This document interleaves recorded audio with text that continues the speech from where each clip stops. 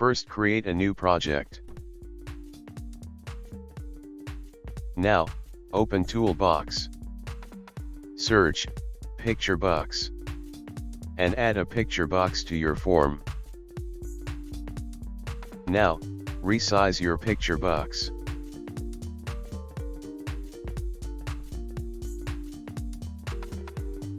Choose your GIF file.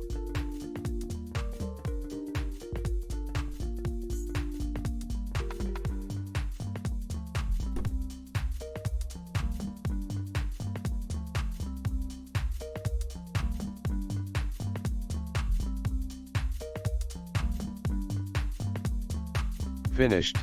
Now start your project.